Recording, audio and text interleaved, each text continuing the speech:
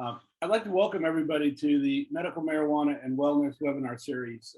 As you know, this series delves into a number of subjects that really help you understand medical cannabis and what it can do to help you. Tonight's subject is one that we get a question about almost all the time, and that is, well, how does medical marijuana work? And corollary to that is, what is medical marijuana?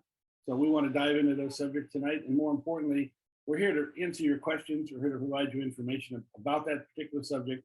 And so don't be shy about asking questions and coming forward. A couple of notes for you. If you look at you look at the bottom of your screen there, you'll see a couple of bubbles that say Q&A. That's the questions and answers. And please feel free to let us know if you have any questions. We'll be monitoring that and hopefully getting those answered during the webinar, if not after the webinar. And then the other is there is a button called, you'll see a chat button as well. That's like over here somewhere. And we will be watching the chat, but we mainly pay more attention to Q&A. So if you could direct your questions more to the Q&A side, we really appreciate it. Let me just spend a moment and introduce our speakers tonight. I have a couple of folks that I've had the privilege are joining me. There are a couple of folks that I have a lot of respect for and have worked with for a while. Chris Cano from Suncoast NORML and Alex Ford from Trulieve, both of which understand cannabis very well and can help explain it. Chris, I want to spend a moment, introduce yourself, your organization, and tell us what you can do, how you're going to help us tonight. Well, thank you, Mark. I really appreciate that. Suncoast NORML has a chartered chapter of the National Organization for the Reform of Marijuana Laws. NORML has been around since 1970, advocating for the rights of responsible cannabis users. And we're finally at a tipping point with things federally, and then at the state level, we continue to advocate, and even working with local governments to ensure that they're adopting policies of decriminalization and civil citations and such. So if you want to learn more about how you can get involved in patient advocacy and criminal, folks can definitely follow along if they have any questions, or visit us at suncoastnormal.org of how they can get involved in the advocacy movement. You do some really good work, you and your organization. I know you personally are very active. And so I think that if folks want to learn more about what you can do to really understand what cannabis is all about and really be an advocate for it, your organization is a great one. And Chris, thank you for joining us tonight. The other is a gentleman named Alex Ford. Alex, you've been with Trulieve for a while. We've done a number of seminars and webinars together. It's always fun. Welcome, and tell us a little bit about yourself. Yeah, thanks, Mark. Thanks for having me. It's always a pleasure to get to collaborate. And yeah, I've been with Trulieve since October 2017. So I was a little late to the party, but Trulieve was Florida's first medical marijuana dispensary. We've also got the most locations. We just opened up our 86th store. Patient access is really, what drives us. So just having the highest quality medicine available to the patients in Florida. We've got third-party lab tests, certificates of analysis for all of our products as well, so patients can rest assured that they know what they're getting. And we also have a no questions asked 100% return policy, which is pretty much unheard of in the medical cannabis field as far as I know. If anyone has any problems with the products, we'll take it back. So we definitely stand behind the medicine that we produce. Sure, but I think also more importantly, Alex, I know we've done webinars for at least 3 to 4 years. You've met a lot of patients and you've educated a lot of doctors as well as patients. You've got a little bit of scar tissue in this area, right? Yeah, it's true. For the past 3.5 or so years, that's been what I've done in the community, is just travel around Florida and educate, physicians and patients on, what medical cannabis can do for them. Sure. Well, let's jump into the subject matter. I want to tell everybody that tonight's webinar is being live streamed on Facebook. You'll be able to get, we'll give you some information, a little bit about how you're going to get some information on it. I also want to point out we're going to be doing a couple more webinars this summer. Our summer series is called Canna Chats.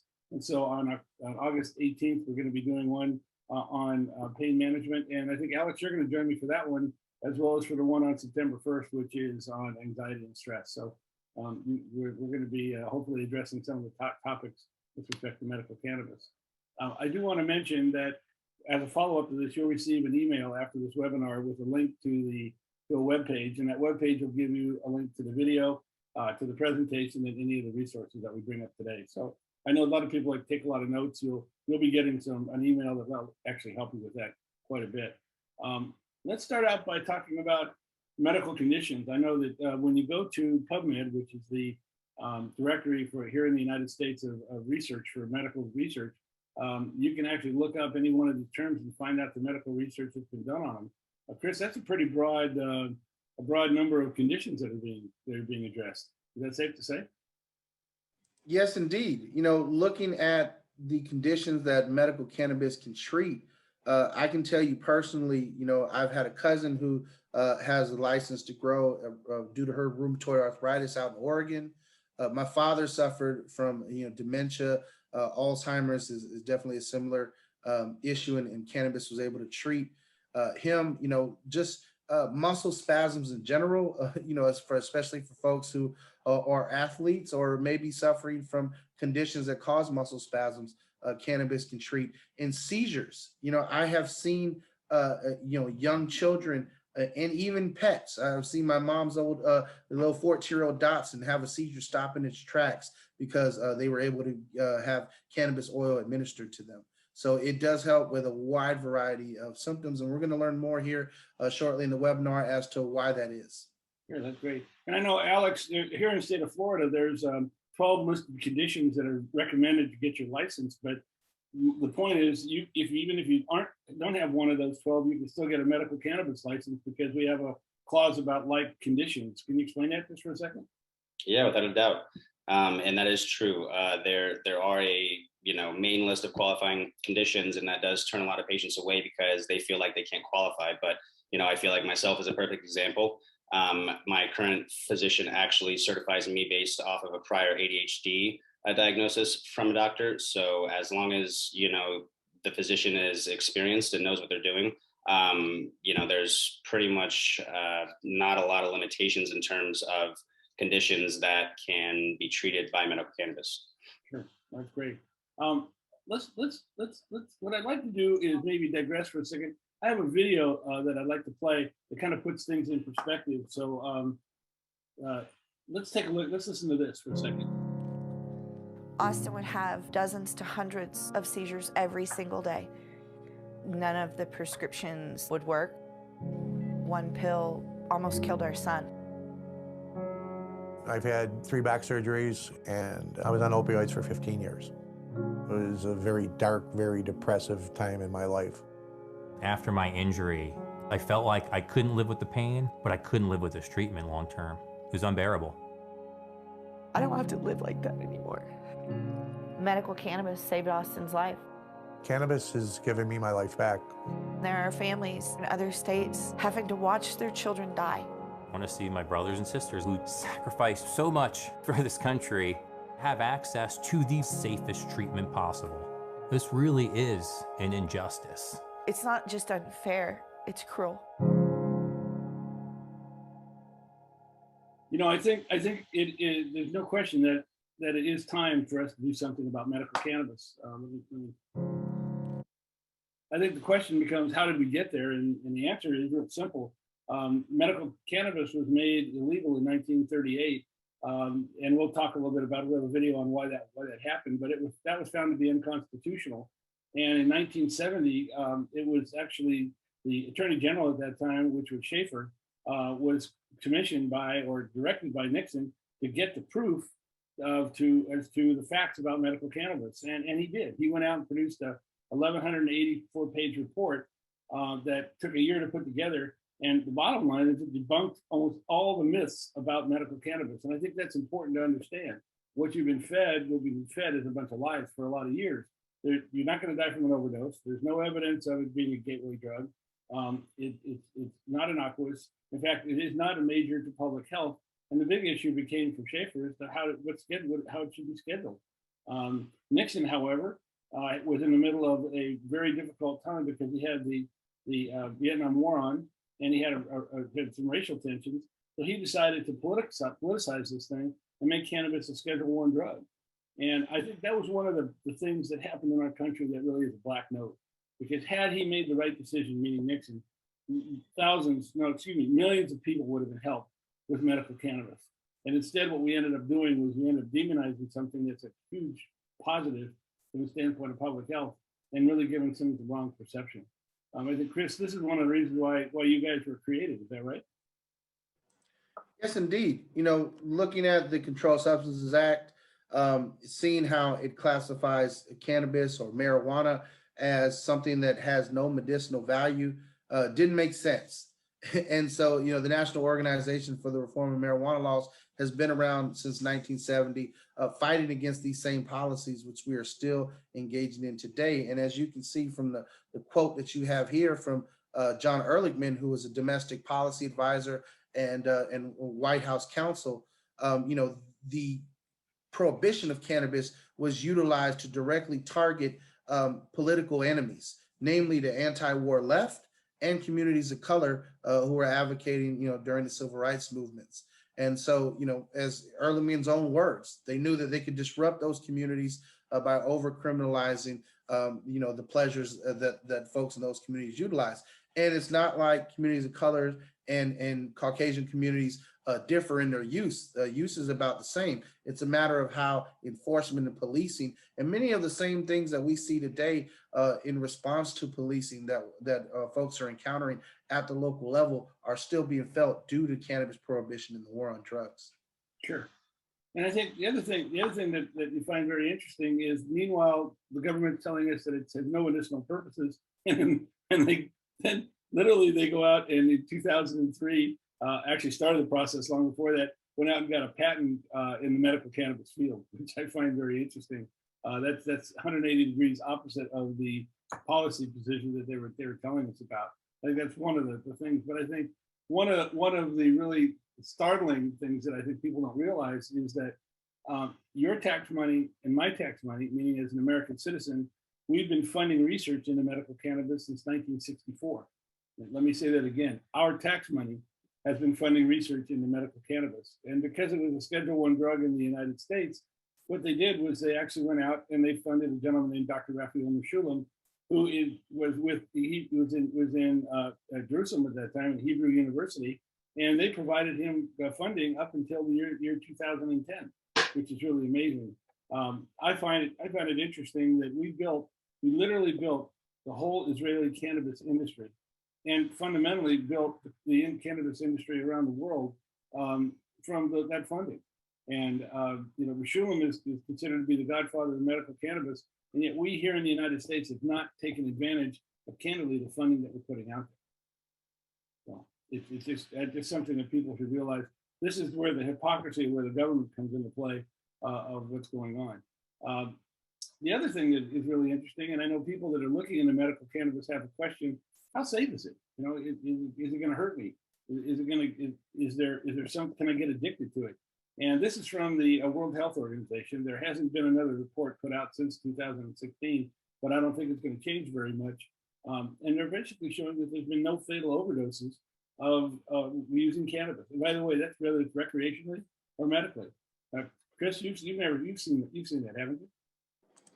Well, you know, there's this idea that you know, will cannabis cause an overdose? And one thing that folks have to realize is that unlike opioids, which are respiratory suppressants, cannabis, you know, the receptors in the parts of the human body that regulate your ability to breathe are not effective no matter how much cannabis that you consume. So you'll never stop breathing by consuming too much cannabis. And so that's part of why you don't see any overdoses. But, you know, folks in this day and age want to research and want to learn more. So if you have questions, I did drop the link to the Schaefer Drug Library in the chat for folks. Again, you know, Attorney General and also Governor Schaefer compiled all this great research that the Nixon administration essentially suppressed and ignored, but his widow did make sure that research does exist for posterity, and it is a great resource. I've even used it myself for my own work in my master's degree program. So it is a wealth of knowledge. I encourage folks to click the link and learn more about cannabis through there. Thank you for that link. I didn't even know it existed, so thank you. That's really important. But I think when you read this chart is, if you have, for example, we'll take alcohol. There's a ratio here called 10 to 1. You look down over here. What this means is if you take a drink and you can feel it, in other words, it starts having some effect. That if you take 10 shots, that what it'll do is you potentially putting your life in danger. That's what the way the chart reads, and that's because everybody has different tolerances. Some people can take 2 or 3 shots before that happens, but you can see that you have to take a lot of some of this other stuff to have it cause a problem. It's interesting. I find it interesting in that if you take a look and read that chart, you really need to drink about 118 cups of coffee a day to have something that's life-threatening. Alcohol, potentially 13 shots. Again, depends on your alcohol, your tolerance to alcohol. Water, 6 liters of water an hour could cause a problem. But what's interesting is there was some legislation, or there were some meetings with the legislators in Congress where they asked someone from the CDC to give them a number as to how much cannabis you have to take to have an overdose. And I think the person answered about 3 times that you couldn't. So they kept pressing for an answer. So jokingly, the person came out and said you'd have to take 1,500, you have to eat 1,500 pounds of cannabis in 15 minutes, which was a joke. And it became a quote the government puts out there. I don't think anybody could eat 1,500 pounds of anything in 15 minutes and survive. But just to give you an idea, it's been something that nobody really knows the answer to, because it just isn't something that can happen. And I think that's important. When you're looking at cannabis, you're not going to get addicted, and you're not going to die from it. You may get high, and we'll talk to you a little bit about how to manage that, how to come down off that high during our webinar today. But it's something that's very, very safe, and I think that's what's important for people to understand, especially if it's been demonized for a number of years. Marc, I also like to point out that Tommy Chong, Willie Nelson, and Snoop Dogg have all attempted to consume 1,500 pounds of cannabis in 15 minutes, and all have failed. So I'm sure there's others less as famous, but you're right. Willie, I love Willie. I mean, the man is in his mid 80s, and he's still kicking. So it's a good testimonial. I think that one of the reasons is how it works. Let's get into the how does it work part of it. Everybody has an endocannabinoid system. Every human, every mammal has an endocannabinoid system. And a lot of people have not heard about the endocannabinoid system, primarily because it was really, although it was discovered in the 40s, it really wasn't brought to the forefront until Dr. Mashoum just started doing some research in the 60s. And really it was in the 80s and 90s that the benefits and what the endocannabinoid system could do really came out. And it's something that it not only is in humans, but also is in mammals like dogs. That's why cannabis works for your pets as well, which is very, very interesting. If you look at the endocannabinoid, you say, what is it? You can see we have a series in our body of what they call CB1 receptors and CB2 receptors. And those receptors are found in the brain and also in our organisms and throughout our whole body. And our body works with the endocannabinoid system, works with CBD, CBN, THC. They fit like a lock and key. They help the body manage things like your mood, your memory, your appetite, your immune system. And so that's how your body basically manages itself. That's how your body takes care of itself. That's how your body is able to do what it does that's out there. And again, as we mentioned, the CB1 receptors are primarily found for the brain and the central nervous system. And the CB2 receptors are mainly found in the organs and help control the immune system. Do you have any comments on this, Alex, about this particular process? Yeah, without a doubt. This is actually an awesome diagram that I like to point out a few different things. Like Chris mentioned earlier, the endocannabinoid system is separate from your central nervous system, so it doesn't impact, the systems that control your breathing, so it can't be fatal. And this is a great representation of, how things affect you. So you can see that the CB2 receptors, those are more the ones that CBD binds to, so there's a lot of them in the gut and they're spread throughout the body, whereas the CB1 receptors, that's more the THC receptors, and those are located like in the brain stem, in the spine, and in the brain a lot, but still throughout the body. And that kind of helps understand how the medicine works too. And also later on, it'll kind of help explain the routes of administration of the medicine and the differences between them as well. Sure. Now, what's interesting is our physical bodies produce endocannabinoids. So in essence, we're producing our own cannabis, best way of putting it. And it's called, through the anandamide, it's actually distributed through our bodies, and that's how that's how your body manages itself. That's how it manages your appetite, your pain, your pleasure, and that type of thing. What's interesting is if you look at phytoendocannabinoids, which is the buds, the tinctures, what Trulieve is really putting on the market. What that is those actually complement and work with your body to be able to help you manage a particular condition. And the question would be, why do I want to do that? And the answer is, take a person like myself. I'm a senior citizen, and my body doesn't produce the amount of endocannabinoids today that it did 20 years ago, even 30 years ago. So by being able to supplement that, I can help manage any pain or inflammation that I have in my body with that's out there. I do want to point out that you will hear, if you spend some time around cannabis, you'll hear about synthetic cannabinoids. These are pharma-developed drugs. I'm not a huge fan of synthetic cannabinoids.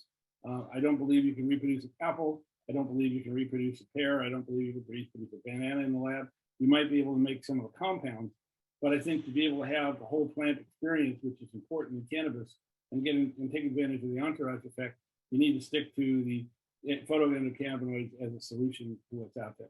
Chris, any comments on that? Well, there is a question here from Chris in the Q&A, and I just want to take a chance to answer it live. Chris says that I've noticed people on medical marijuana appear to be slightly impaired mentally or sleepy. Why is this? And so understanding that there are different strains of cannabis that actually have different effects on the body. And typically, folks who ingest the indica strains, those affect the body much more intensely and versus the sativa strains, which affect folks more cerebrally. So you'll see that, especially in athletes, folks who want to get a good workout or want to get pumped up, folks who want to get their creative juices flowing, artists and such, will tend to lean towards sativa strains to energize them, and indica strains to help with the body's healing. And you want to know why you feel sleepy on that is because it's tied to your immune system. And part of your immune system is making sure your body gets enough rest to repair itself. So that's why you see folks will be, when you over medicate or you medicate very strongly with a strong indica strain, you'll find folks that are mentally sleepy or seem to be tired. That's the body telling itself, now that it has these cannabinoids in it, hey, it's time to shut down, rest, and repair. So for those of you who might have family members who are utilizing cannabis for to supplement their cancer treatments, you'll notice that they will sleep a lot when they have high grade cannabis oil ingested in their bodies. And that's just a natural part of the process. If someone is sleeping 16 hours a day because you're giving them cannabis oil and they're on cancer treatment, that's not a bad thing. That's the body attempting to heal itself. So I hope that answers your question for yourself, Chris. Alex, you want to make some comments on that? And Chris had a great question. Do you want to answer that from your perspective? Yeah, without a doubt. Building on what Chris was saying, because I love, throwing out there just like that the sativas are more cerebral and the indicas are more, body, more grounding. And you can remember that too with a little saying, indica puts you in the couch. There's a lot to be said about, the different cannabinoids, the terpenes that make up each strain. And just to kind of, touch into that before we get there, the scents and I guess that come from these plants mirror what you would expect in terms of indica strains that make you more sleepy, lethargic. They have terpenes that are, scents that are similar to, say, like lavender, which is very relaxing, whereas the sativa strains, which are more energizing, more cerebral, those have a lot of terpenes that are more energizing, like citrus terpenes and scents and pine and things. And so it's a very holistic sort of thing once you kind of get a feel for it, but you will have to be patient, you will have to do research, and you will have to, just kind of move slowly through it, because it is a lot to kind of take in, and we're gonna get through it here later. Yeah, I think it has to do with getting your dosing right. I know that when I wake up in the morning, obviously, I don't want to become drowsy or sleepy, and I have a regime where I take medical cannabis. I have 7 herniated discs in my neck, which is absolutely no fun. So I need medical cannabis to be able to help me with the pain and inflammation. But I have it so it energizes me in the morning into the middle of the day. I do have another regime in the evening that basically relaxes me, it helps me sleep is the best way of putting it. It goes back to Chris's point that if you sleep, your body's healing. So it has to do with the fact that medical cannabis, if you're using it properly, should actually energize you and also be able to relax you, and you should be able to control that. A lot of people haven't gone through a complete dosing, kind of a dosing regime, or figured it out. So they actually are taking some products that put you to sleep or make you sleepy at a time where you don't necessarily want to be sleepy. And we'll address a little bit of that as we go along. Let's talk a little bit about how it actually works within your body, where you have the endocannabinoid system, you have the driver, which is the amandinoid, you have the cannabis, which is the passenger, and then the terpenes that actually provide that particular treatment. So we'll talk about terpenes in a little bit, but they actually help you really hone in and really address pain, the inflammation, the intestinal issues that are out there. Alex, you want to talk about this a little bit? Yeah, without a doubt. That's kind of building on your points that your body makes natural cannabinoids, and the terpenes are, think of them as the drivers, and the cannabinoids are kind of like the vehicles, right? With anandamide being the highways, I guess, is kind of what helps me. But everything is a important factor. So there's so many variables with the medicine, there's so many variables with the individual. And that's really what needs to be, I guess, taken into consideration as well as, just because indica strains make most people sleepy, some people, have the opposite effects, or some people won't necessarily react the same way. Sure. That's an excellent point. What I'd like to do is I'd like to give you a little bit of a video from Sanjay Gupta to kind of put some things in perspective, especially for those of us that have inflammation and pain. So let's see what's THC, which is the psychedelic component of cannabis, which makes you feel high. And then there is CBD, cannabidiol, the non-psychoactive chemical. We've told you about this one for years, especially how it stops chronic epileptic seizures in young children. There is also research showing that CBD is particularly helpful when it comes to pain. In fact, CBD can do something opioids cannot. With opiates, you're talking about killing the pain, masking the pain, you're done. Dr. Julie Holland edited the Pot Book, a complete guide to cannabis. With medical cannabis, you're actually not just talking about decreasing pain, but you're decreasing inflammation. That's because opioids do a good job of interfering with pain signals going to the brain. But cannabis works on two receptors, one that blocks that pain and one that decreases inflammation. It's ironic that cannabis can do more than opioids, yet prescription opioids are legal and cannabis is not. Historically, that was not the case. For centuries, both cannabis and poppy, two plants, the natural forms of marijuana and opioids, were commonly prescribed by doctors and dispensed at pharmacies. But that all changed in the 1930s. Opioids would go on to become a best-selling drug, and cannabis became increasingly fringe, in part because one kind of cannabis, called hemp, was a threat to big business. Hemp is a cheap fiber, good for making paper and canvas. It's more absorbent than cotton and could be used as a potential fuel. So there were a lot of vested interests that sort of put cannabis down, took it away from the doctors, made it illegal. I think that's an important point, because I think what's happening is, I think what they're pointing out here is that cannabis up until the early till the late 30s was actually part of the pharmacopoeia of the American Medical Association, the AMA. And when this happened, a lot of doctors were shocked. Candidly, it was a mistake on the part of our legislator, because they heard the word marijuana, which was taken from what the Mexican immigrants were calling it. And at that time, there was no Google. So the politicians couldn't make the link between cannabis and marijuana. And the minute they made marijuana illegal, they took a major healing process out of the book of remedies for medical doctors. It was a shock to a lot of doctors. But let's recap what we're talking about here. Your body has a nervous system. Your brain will know that you have, and you also have cannabis that's there. What's interesting is when we ingest cannabis, what it does is it goes into our fatty acids. It doesn't go into our CB1 and CB2 receptors. There's a perception that it does, but it really doesn't. What's interesting is your neurons, your nervous system will say, I have a problem. I have a inflammation in my knee. I have inflammation in my neck. I have pain. And once that happens, your body then breaks those fatty acids down into what they call long chain fatty acids. And then what it does is it distributes that through your blood system, those endocannabinoids to treat that. It distributes that to that part of the body to be able to help you. So this is how cannabis works. There's two things that are important to point out here. Number one is this is one of the reasons why no one's ever died from medical cannabis. It's your body producing its own medicine to help heal itself. It's not a foreign substance, which you see with a lot of pharma drugs. And the second thing is this has something called the entourage effect. What does that mean? Entourage effect means I take medical cannabis for one reason, and I found out that it works for another. For example, my mother takes medical cannabis to be able to ward off breast cancer. When she went to the doctor about 3 weeks after she started taking the glaucoma doctor, 3 weeks after she started taking it, the glaucoma doctor informed her she didn't have glaucoma anymore. Your body knows where your problem is. It doesn't need a doctor to tell you. And even though it knows it has a problem, it'll produce the medicine it needs to be able to address that particular condition.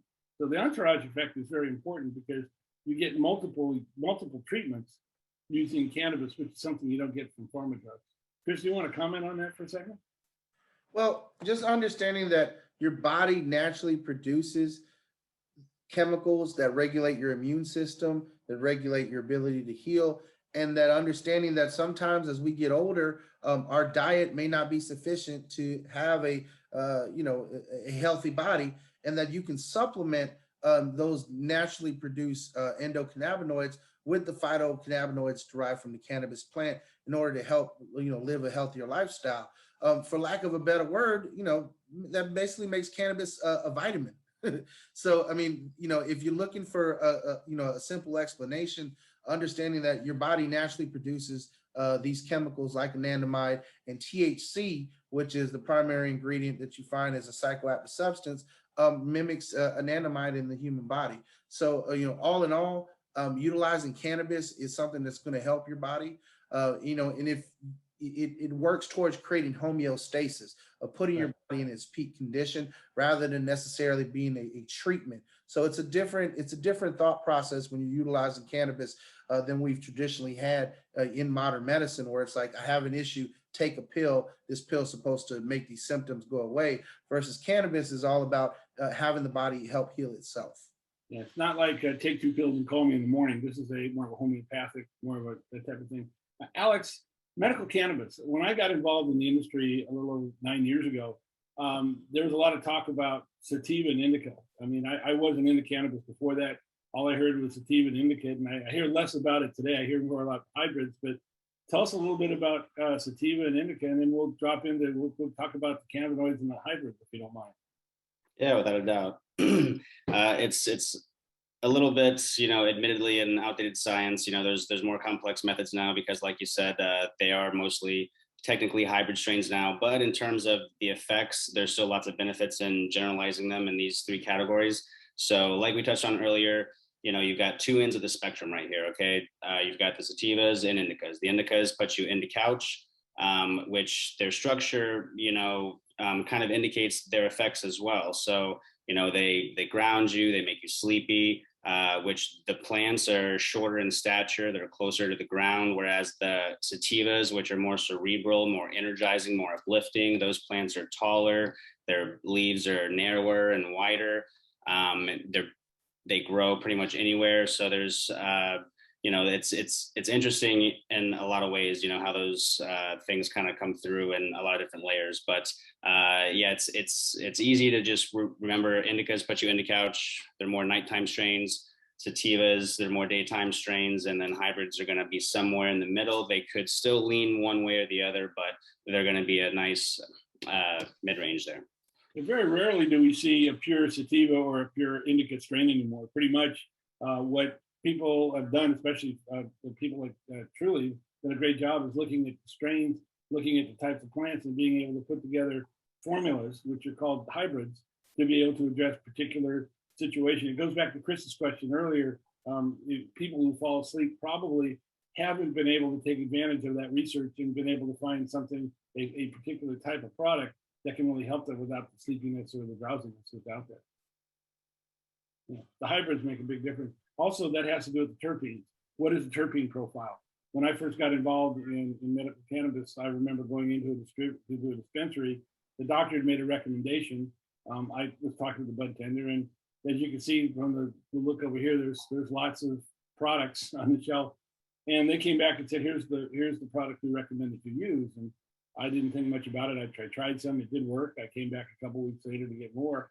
And I asked the manager a question of, how do you know what worked for me? And they said, based on your recommendation from your doctor, we can look at the terpene profile that would be best for you, and then recommend products. And I think that's important. Alex, I know that at Trulieve, you guys look at the different terpene profiles when you're making recommendations for the customer, for the patient. Is that right? Oh yeah, it's without a doubt. You know, this is a plan. It does take time to grow. You know, so a lot of times, you know, the specific strain that you found that worked perfect for you, you know, it might take, you know, a couple of weeks for us to get it back in stock if it's really popular. So, you know, there's a lot of different things that we can look at to try to, you know, land patients on, you know, say the next best thing that should work, you know, based on that strain also working. And that's, you know, largely going to be dependent on the terpenes, like you said. And again, you know, terpenes are just the, you know, same scent and flavor molecules that are in, you know, all plants, vegetables, fruits, you know, and even some insects. And those are what makes up, you know, a strain's unique scent, flavor, as well as its effects as well. Yeah. And I think it's important to point out, what makes cannabis a little bit unique, or the use of medical cannabis, in fact, the real key is the dosing.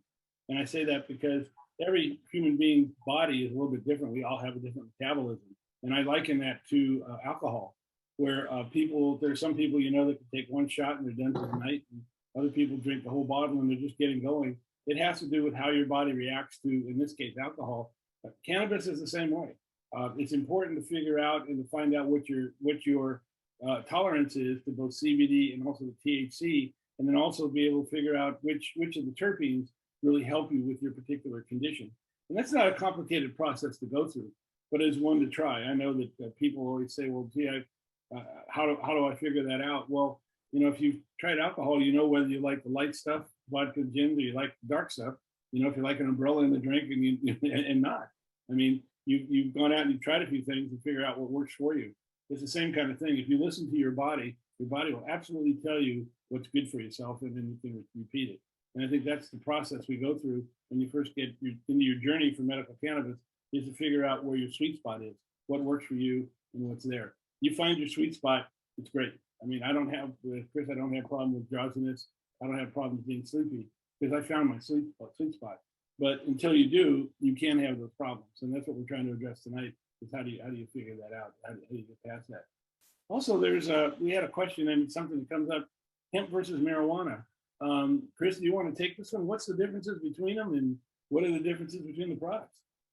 One of our attendees put here in the chat, you know, they want to know a little bit about the difference between utilizing CBD for pain and utilizing medical marijuana for pain. Well, understanding a couple of things, hemp versus marijuana and where they are today. So in 2018, Congress passed the Omnibus Farm Bill that descheduled hemp as a controlled substance as long as it had less than 0.3% THC. And it also descheduled any cannabinoids derived from these hemp plants with 0.3% or less THC. So what you're seeing now is a prevalence of, you may see, CBD dispensaries popping up. You know, you may see some head shops that have CBD or hemp flowers versus a medical marijuana treatment center like Trulieve and some of the other ones that we have in the state of Florida, which have medical marijuana. And the key distinct factor in all of that is the THC content. These are essentially the same exact plants, but Congress, for whatever reason, has made this arbitrary declaration that something that has 0.3% less THC is an agricultural product and an agricultural commodity in being hemp versus being actual classified as marijuana. They're essentially, like we said before, the same exact plants. A cannabis sativa plant and a hemp plant are the same exact species. The difference is what a grower is going for. Now, also be aware that there are CBD strains that have higher THC contents, And those CBD dominant strains are still classified as medical marijuana if that THC content is above 0.3%. And Alex can speak to why patients may want a 1-to-1 or 1-to-2 ratio of CBD to THC and how that may help them. So Alex, I'll turn it over to you for that. Right. I appreciate it, Chris. So yeah, there's lots of different ratios out there, and just like, the terpene profiles and the strains, you do have to, kind of see which ones are going to be best for you. You're not really going to know until you try it because, like we mentioned, it's not a take 2 of these and call me in the morning kind of thing.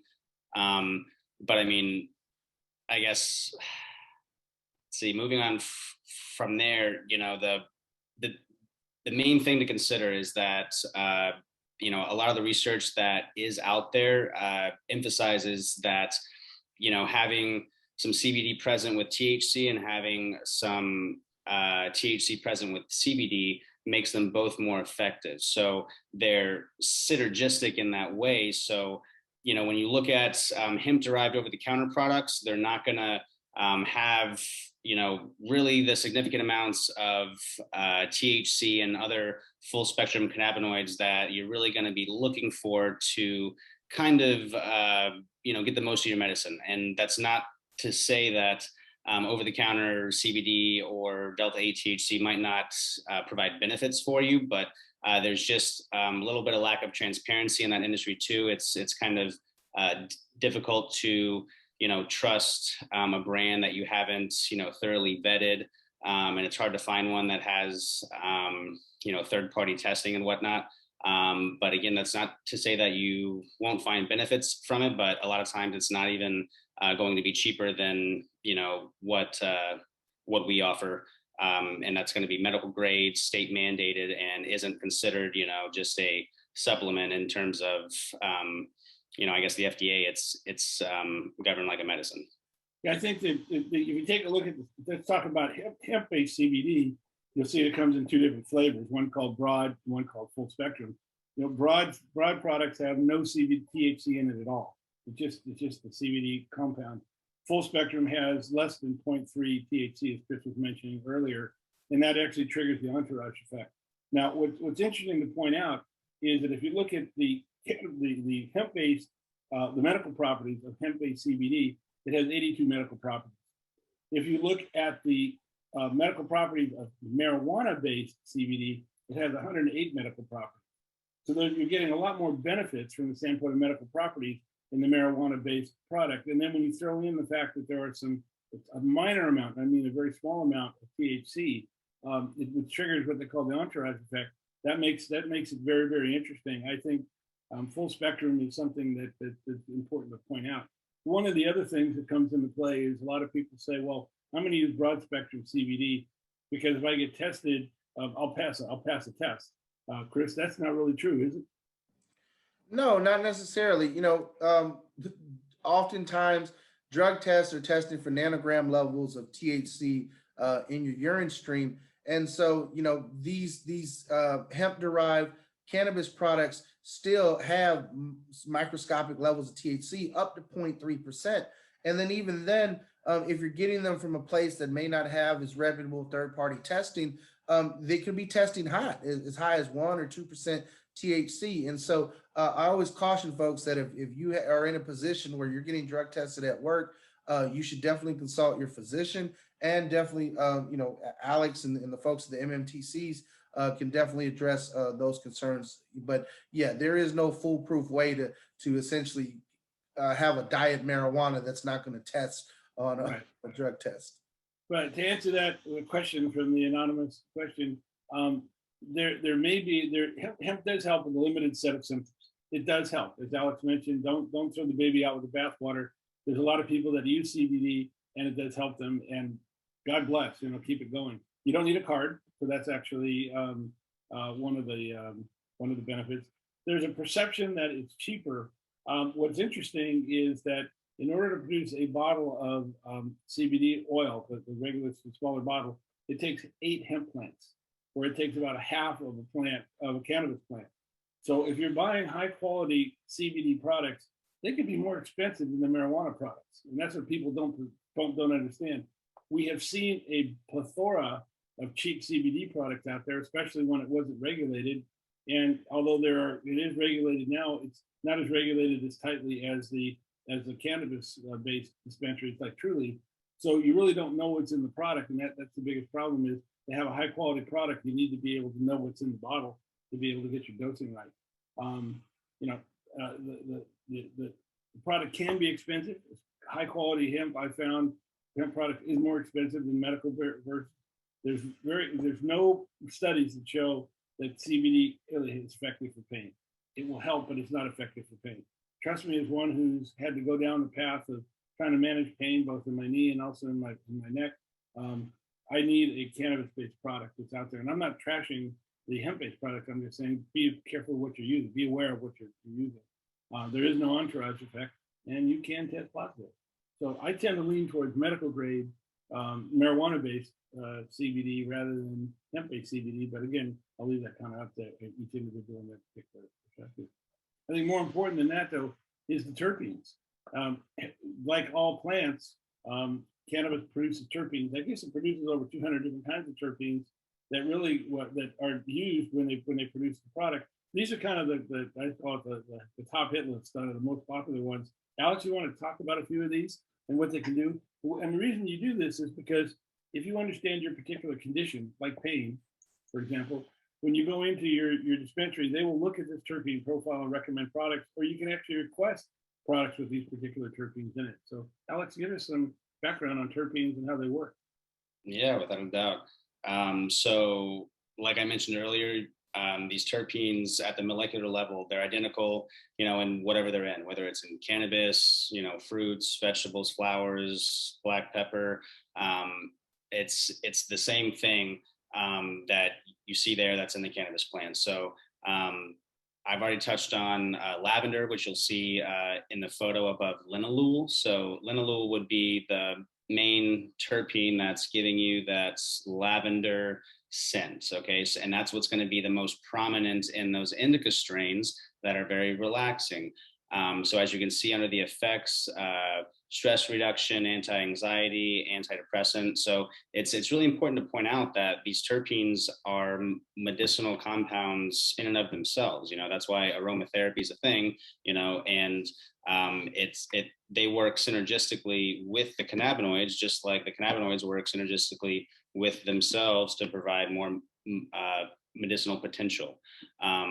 Another one that I like to point out, I guess we'll do the indica sativa here, would be limonene. So that would be one that you'd find pretty prominent in a lot of sativa strains, because just like if you have a morning invigorating body wash, it's probably going to have some citrus scents or some pine scents.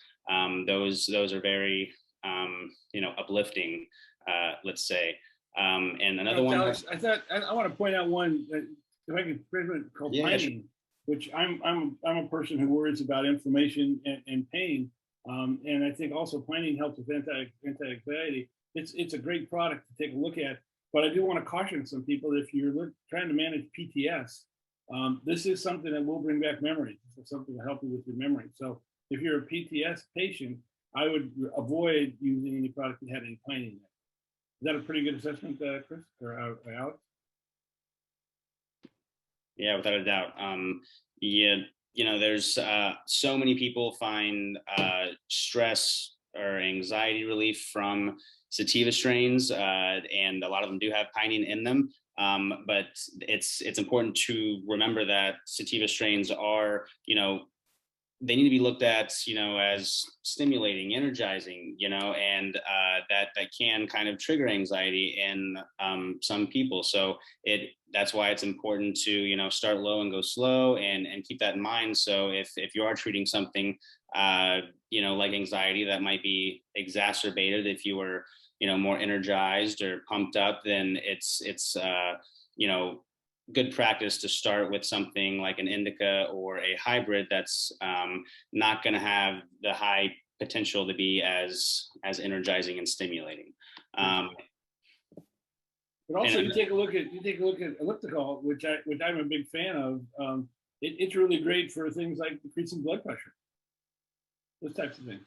So you can take a look. There's a whole wheel of the different terpenes that are out there, and you can actually help. You know, a lot of people have asked the question, will cannabis help with your blood pressure? And the answer is yes. But again, this goes back to what I was mentioning to Chris earlier. You've got to find yourself a strain and a product that really addresses that particular issue. So let's talk about the CBD wheel for a second, if we can. We didn't cover all of those, but this is the different medical, let's just say, medical aspects of CBD. And by the way, there are more than just this. We're going to give you a couple others that are there. But Chris, you might want to mention the effect that CBD and THC have together, that entourage effect, how that all works together. Sure. You know, what anecdotal research has shown, and by anecdotal research, that means people who have actually tried and used the product. So, you know, I know that we have very high scientific standards for the FDA in this country, but understanding that the products are working. And what patients are saying is that when they utilize CBD and THC together, they have much better results than if they're just using a high THC concentrate with no CBD, or if they're just using a high CBD type of concentrate without THC. Again, these cannabinoids occur within the plant naturally. And what we've seen is that growers over the most recent years have been able to grow for different cannabinoid levels in the plant based on what patients are asking for. So, for all of you who remember Sanjay Gupta's documentary on weed and introduced to Charlotte Figge, may God rest her soul, who passed away last year from COVID, for her Dravet syndrome and chronic seizures, her parents actually saw that a CBD dominant strain helped, but that it still had THC in it. And I just want folks to understand that there's this demonization of THC still among the political ruling class. And the fact is that there's no reason to be afraid of it. It's an anti-inflammatory and it helps. And it's a much more effective anti-inflammatory in many cases than Tylenol or aspirin. And so utilizing CBD and THC together can get you optimal effects. And again, with the new research that's going into the various terpene profiles, you can really tailor a treatment plan according to your own individual issues and needs. Now, there is a question here in the chat I just want to answer live real quick, and it's, does taking medical marijuana affect driving, and can I still drive? And the answer is yes. Medical marijuana is a psychoactive substance. It will affect your ability to operate heavy machinery, no different than if you take, a cough medicine, and it has a little warning on there, do not operate heavy machinery. Can you still drive? The can I still drive aspect of that question is, will you be functional enough to drive? And the question is determined by your body's own reaction to it. Speaking from personal experience, there's nothing better than being able to share a joint on a road trip with friends, especially a long one, which can be boring. But at the same time, do you want to get so wasted that you can't drive or that you're drowsy? So again, understanding that as a medical treatment, you should not be operating heavy machinery, and that you should not be, you can be charged with driving under the influence if you, are found to be high while you're driving. So those are just some legal issues that you don't want to necessarily get into. And the real issue comes down to getting high.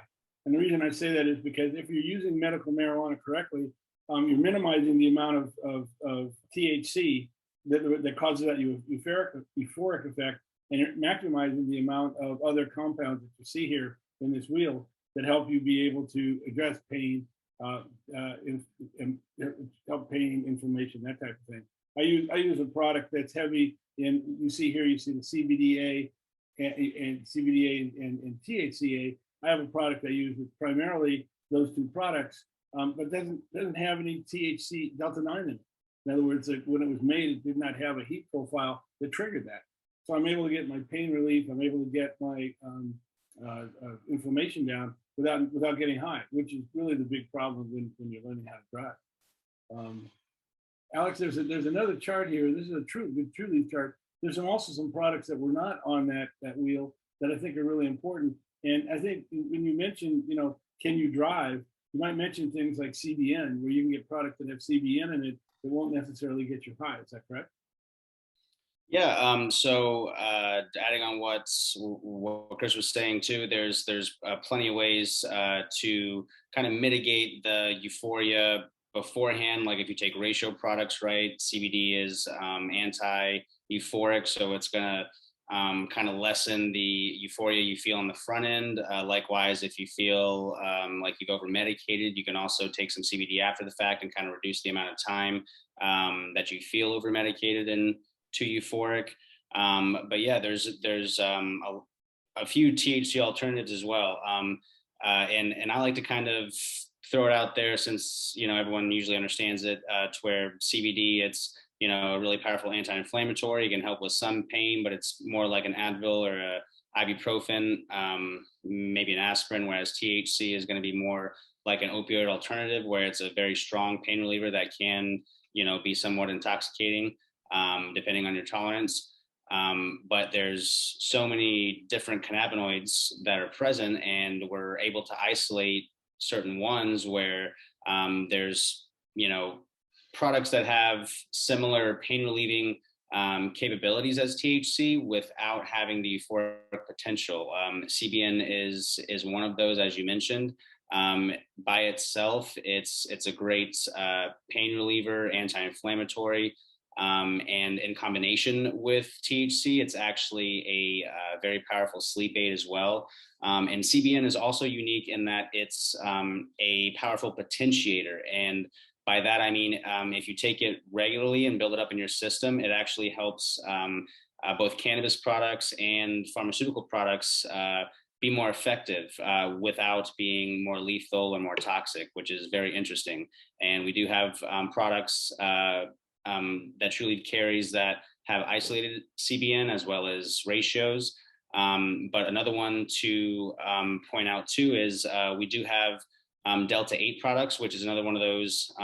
So it's Delta 8 THC, to be more specific there. That's not on this wheel, but we have it at, you can find that over the counter, but we have it at combinations with THC that's just much more medicinally beneficial because of the synergy with the different cannabinoids. So I guess the main takeaway from the diagram here, before we move slides, is that all of these cannabinoids are, you know, beneficial in and of themselves. So this little, you know, web diagram here, each cannabinoid, each one of those little things on the side is, you know, a benefit. So by themselves, they have those benefits. When they're included together in a full spectrum product, then they kind of, all those benefits are emphasized and more pronounced. Kind of 1 and 1 is 3, right? There you go, 1 to 1 to 1. Exactly. Yeah, that's there. So let's move on. Let's move on to what are the standard dosing methods? How do people take it? I mean, when I got involved in the industry, this was again about 9 years ago. I didn't perceive that people would be sitting on the front porch smoking a joint. There's got to be. I mean, we've moved on beyond that to other ways. It's not that there's anything against that. It's just that there's other dosing forms that are more that people just prefer. You want to walk us through that, Alex? Yeah, without a doubt. I mean, there's, you know, just like there's so much variability in, you know, how each patient, you know, reacts to a certain product. There's a lot of variability in circumstances that, you know, drive people towards certain methods of consumption or routes of administration, if you will. So, and the program itself has actually come a long way. So when it was first founded, you know, flower wasn't available in its, you know, plain smokable form. We didn't have edibles available. So it's really come a long way, but, you know, I'd say everyone is going to be a little bit different. And, you know, as Trulieve, you know, has patient access at its forefront, you know, we just try to have as many options available at all times. We have everything from edibles to, you know, concentrates that are very strong, to topical creams in all different ratios and cannabinoids. There's, let's see, we also have nasal sprays. We have one that's a great seizure preventative as well as, or sorry, it's more of a seizure rescue spray, and it's also very beneficial for migraines. There's capsules, there's, you know, pretty much almost everything that you could find in a rec market, we almost have. So, and it's continually growing. There's even things here that you can't find in those markets, just because we are such a strictly medically regulated market. So it's really a neat thing. We have a couple of questions that this might be a good time to answer. I know that we were just talking about CBD, but we have an anonymous question for both Chris and Alex. I don't know if you guys see this question and I'll read it real quickly. So I recently asked my Florida CBD oil source questions about labeling, carrier oil types, shelf life, her chain of custody, products, etc. She became furious and abusive and really angry. And I answered, about answering the questions. I guess this is a good sign. It might want to move away from the product. And this is a good question for people to ask, because when you get down into it, why do you use a Florida licensed dispensary? Because those are the right questions. You're putting something into your body. You have an expectation. Just to say it has full of broad spectrum, that's great. But I guess I come from the Missouri type of thing. I want to know why. I want to know, did you in fact do the inspections? For example, I can take a Trulieve product, I can scan the barcode on the side and I can see all the tests that were done on it. I'm not sure, you're supposed to be able to do that with CBD products here in Florida, but not all those products have those. So what's your comments, Chris and Alex, on that particular question? Well, Mark, I'll defer to Alex on what goes on at the MMTCs. I can say, in regards to us at Suncoast NORML, we're headquartered out of Chillum CBD dispensary and Glass Gallery in Ybor City in Tampa. And, all the products there have the testing results available for folks to see, and they can address that. And to this attendee's question, if the person you're sourcing your CBD products from, or your hemp products rather, doesn't have that level of testing available and they're not willing to answer those questions, then absolutely, that is a sign that you should probably go to a more reliable source. Now, the MMTCs, of course, have a much higher standard they got to adhere to, but the Department of Agriculture is also regulating hemp-derived products in Florida as well. So, anytime you have any questions around that, definitely ask the person you're buying from to show you some test results and to show you where their sources are. Yeah, and I think that's a good question. There are really only about 5 CBD vendors that I've run into that really can answer the question that they were being asked by the anonymous person. So just be careful. You're asking where is a source that you can get reliable products. We're going to give you as a follow-up a link to the My Botanical Wellness e-commerce website, where we have vetted CBD products. These products have been vetted by doctors at MMTC, and they're products that you can rely on to know that they've been vetted and they have passed all those tests that you have out there. We have if you go onto that website as well, all the certificates of authentication, all the COAs are out there as well. So we'll pass that on to everybody. We'll put it in the chat as a link as well. One of the other questions that comes up, and Alex, you might be able to address this one. How safe are vape pens? Yeah, without a doubt. So it's interesting. This was a huge deal not too long ago when there was a lot of negative press about people having sudden illness and a lot of negative effects from vaping. It turns out most of that was unregulated or black market products when it involved cannabis, but most of it it wasn't basically very transparent. And to point out what we were talking about earlier, this is an example of a Trulieve edible container, as you can see. And at the top here, you can see the QR code. That's what you would ideally scan, and it would pull up our third-party lab testing result page from American Clinical Solutions that would show, a litany of heavy metals, pesticides that can't be present for us to sell that product. It would also show you a complete breakdown of the terpenes and cannabinoids in that product. And also when that vaping scare kind of came about, vitamin E acetate was, I guess, one of the proposed compounds that was causing the damage. And after that came out, we added a vitamin E acetate panel to all of our testing for our vapes as well. So, if you're, a medical patient in Florida and you pick up one of our vapes, you can pretty much rest assured that they're going to be as safe as they can get. A lot of that vaping came from third-party vape pens found at pet shops. And ironically, when they found out the problem, they couldn't even find the manufacturer, which was kind of interesting. I think the MMTC, the people that actually produce the dispensary products here in Florida are highly regulated and takes care of that problem. So I would say the answer is yes. it's safe. And actually, vapes are much safer than even using tobacco. Is that right, Chris? So, one thing I wanted to address real quick in regards to safety of vapes, Mark, is when California moved to a fully adult use system, their labeling and testing of products changed. And so things that were under California Prop 215, which was originally their medical marijuana system, had to have their labels changed to their new regulations. And what happened during that vape scare that Alex touched on was a lot of black market or legacy market dealers got a hold of these California labeled products with the old labeling, and they put whatever they wanted in them. So folks thought that they were getting, essentially a product from another state, which was regulated, but they were having unregulated products put into it. So if you see anything that says California Prop 215 on your cannabis products, understand that that is an out-of-date illegal product, if you will, and that you should definitely question the source of where it's coming from and what's in it. Sure. And so I just wanted to address that. And in regards to how saving vapes are, vapes have different uses, just like anything else.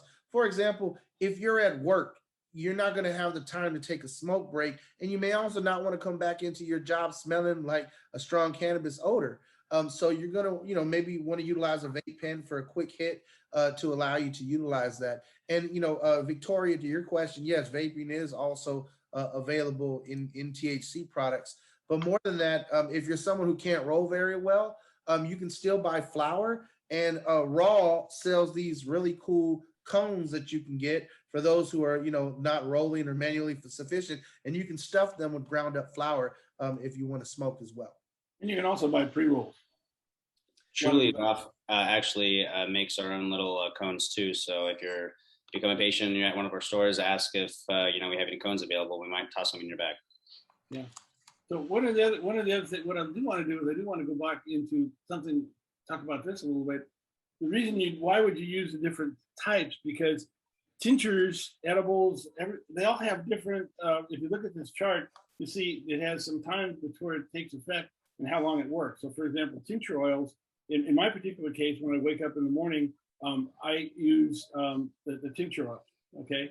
And it takes me about 20 to 30 minutes for it to work, but I'm really trying to address severe pain. I mean, if I don't use medical cannabis, the pain in my neck is a 7 or an 8, to give you an idea. And I can't go through the day operating like that. So the tincture oils will help, but I want right now, so on my nightstand, I take the tincture oil when I get up, but I also want to get rid of the pain immediately. I don't want to wait for the 30 minutes for that to happen. So I have a vape pen that's there, and I usually take 1 or 2 hits off the vape pen, and literally, and I mean literally, within a minute or two, the pain goes away. And the first time that happens, when you go from a level of pain of 7 down to a 1, you kind of go, I said to my wife, what's going on? This is crazy. And even every day that I do it, even this morning, it just amazes me how fast this works. And so you can mix and match some of these, but if you take a look at the inhalation, which is the vaping, that works almost immediately, but it only works for 2 to 6 hours. The tinctures take about 30 minutes to work in my case, but they last 4 to 6 hours.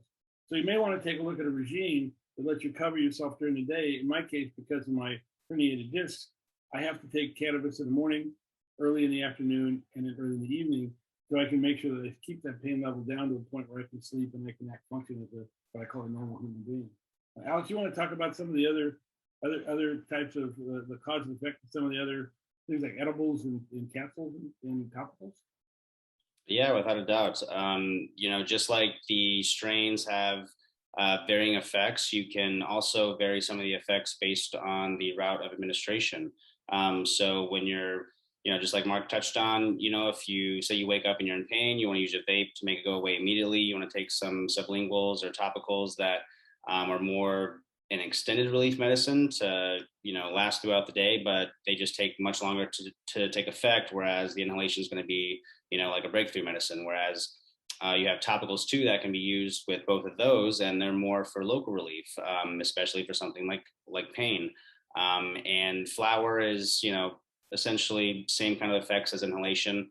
But one thing that does kind of, I guess, throw, an extra layer of complexity in there is when you're ingesting cannabis as opposed to trying to absorb it sublingually, or I guess anything that passes through your liver. Let's say it kind of changes the THC a little bit. Most of it gets eliminated, but it does get converted to a different type that's a lot stronger. So it's 5 to 7 times more potent, what little remains. So if you notice a huge difference between, you know, inhalation and ingestion, don't be alarmed because that's pretty normal. So, you know, again, there's a feeling out process, and there's a very large potential discrepancy that can be seen between routes of administration and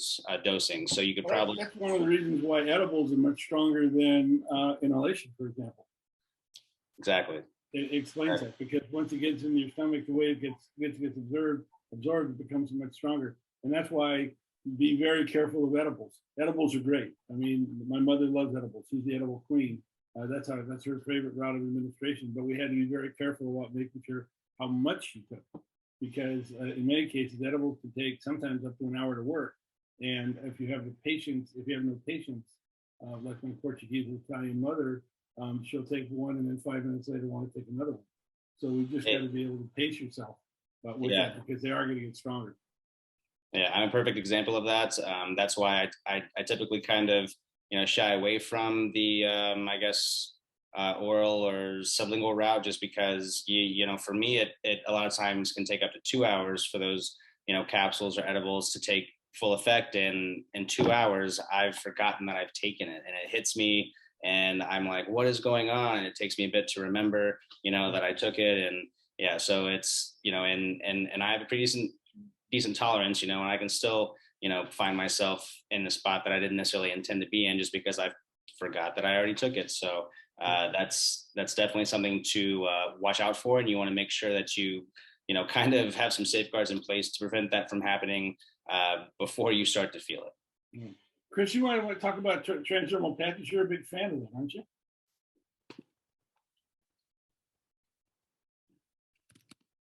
I'll say this much about transdermal patches. They offer you a level of comfort when you're traveling. You know, understand that if you're going to get on a cruise ship or on a plane, you know, getting high before you go into an airport, especially when you go through a Homeland Security check, may not be the way you want to go, right? You want to avoid having to answer any unnecessary questions.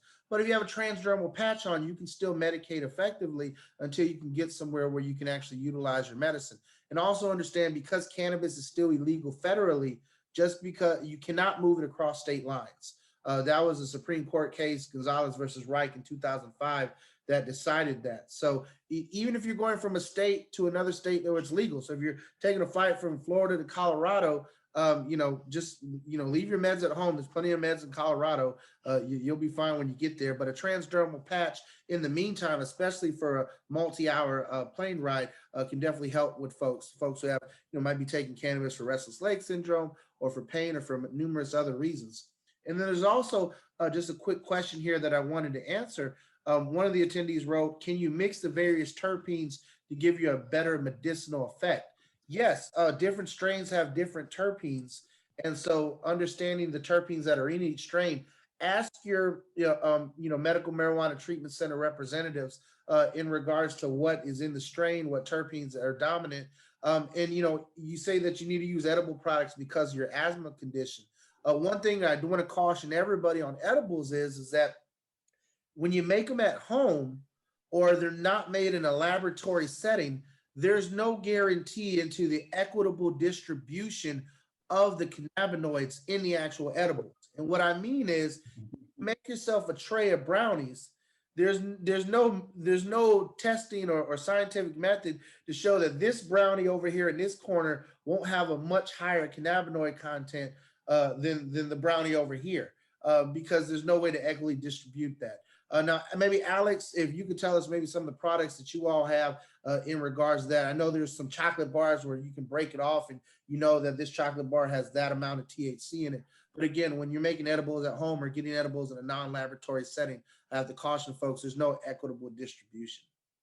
Exactly. And it does make it more difficult, Chris. That's, you know, usually if you're going to make your own edibles, you're probably using a product that has activated THC, which you don't want to heat too much because then it'll vaporize and you'll lose the medicine in it. So it gets complicated to make your own edibles for sure. And, you know, we've got so many different options. They're all, so our cookies and brownies, those are individually packaged. Those are going to be 10 milligrams a piece. Like you said, our chocolates, those are going to be in bar form. Each square that you can break off is going to be 10 milligrams as well. So all of our containers are going to be 10 servings of 10 milligrams each. If you're a new patient and you know you don't have a lot of experience with cannabis or THC, then a 10 milligram dose is not where I would recommend anyone would start.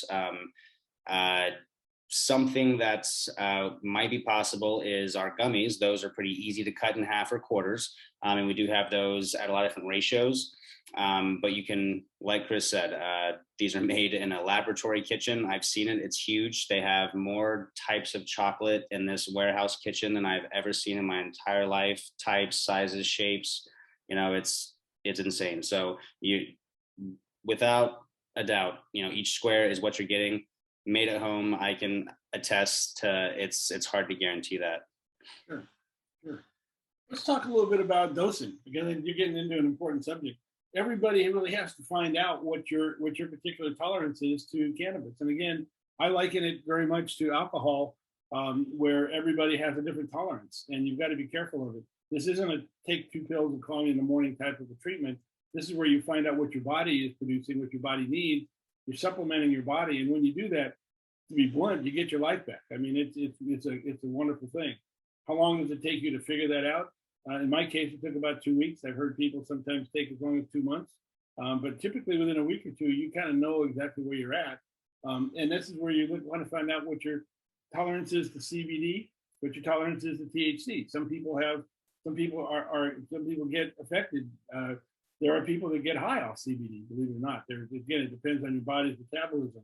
And again, what you try to do is you go low and you go slow. You start off with maybe the bottom of the line of the eyedropper on your tincture drops, and you try that for a couple of days and see what happens. And candidly, if nothing happens, that's okay.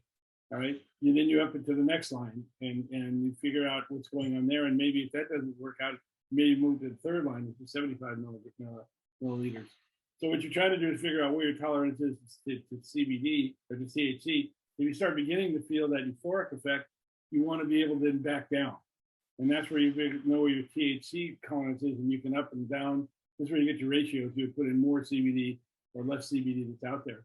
Now, Alex, a good tip is if somebody's taking some cannabis and they get euphoric, you can actually take some pure CBD oil and reduce that euphoric effect. Is that right? Yeah, without a doubt. Like I touched on before, that's what ratio products are designed for, is to kind of buffer that on the front end. But like you just said, if you do find yourself feeling a little bit uncomfortable or medicated, more euphoric than what you'd like, or you know what you're able to be and still function how you need to, then you can take some CBD because that is anti-euphoric. It's going to reduce the amount of time that you're going to feel that euphoria and also reduce the intensity of it. I mean, for example, my wife, we found that her tolerance is about 12 to 1. 12 CBD to 1 THC, that works great for her. She's very susceptible to THC. I'm a little bit different. I can tolerate more THC. I typically, in the mornings, my ratio is 4 to 1, 4 THC to 1 CBD. And that's because I have a high level of pain. And I'm just really going after that particular area. But I do have to admit that what I do during the day is I do use a lot of, during the rest of the day, I'm using a 1-to-1, or I'm using a 4 or 5 to 1 more CBD than THC as I go during the day to be able to get that inflammation down and to get the pain. If I reduce my inflammation, I reduce my pain. It's that simple. Right, and I got to be careful about what to do. Yeah, and CBD has a shorter half-life too, so you know that's important to remember that the THC is going to hang around in your system a lot longer than the CBD is as well. Sure, that's a good question. We had a question, and that is that about somebody mentioned they're on blood thinners, and so the question is, can they use medical marijuana for pain? I think you can, but you have to be careful. Alex, do you want to address that question, or you want me to take it? Without a doubt. So this is where it's perfect to kind of throw out, that anyone working for Trulieve, is not an active licensed medical professional. So, you know, you're definitely going to want to consult a experienced medical cannabis physician, and, you know, they're going to be able to look at, you know, your medical history and be able to determine, you know, what's going to be best. And that is something that can conflict with medical cannabis. That's actually one of the few things. But a knowledgeable physician should have no problem telling you exactly what you need to do to avoid any risks or complications. Yeah. Chris, any comments on that? Well, you know, medical marijuana has been shown to be an anticoagulant. And so, you know, if you're taking a blood thinner, it could make it work more effectively. It could make it work less effectively. It really does vary between the individual. So consult your recommending physician who is you know, versed in the medical marijuana, who's taken the state mandated test. But also, you know, ask that physician questions. Have they ever worked with patients with blood thinners? Are they familiar with it? You know, there are, you know, a few thousand doctors across the state of Florida that can recommend medical cannabis. MMTCs of Florida have clinics all over the state where you can reach out and talk to some of those doctors. Some of those doctors have previous experience, you know, treating patients with cardiac issues. So again, consult the recommending physician and ask all the questions that you have in regards to it. Now, if someone's telling you not to pursue medical marijuana, again, that's your own medical decision to make, but definitely consult the recommending physician for any medical questions that you have. Sure. I think you can definitely use it, but again, use it in concert with your doctor's advice. And if your doctor doesn't understand medical cannabis, your medical marijuana doctor can recommend doctors that can help you get the advice on that. Again, it is distributed, cannabis is distributed through your bloodstream. So that's one of the reasons why you have to pay attention to blood thinner.